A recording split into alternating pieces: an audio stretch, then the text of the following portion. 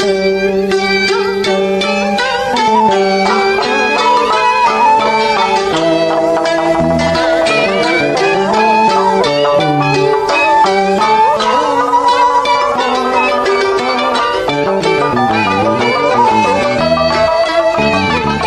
trình ca nhạc cải lương phát thanh thành phố Cần Thơ.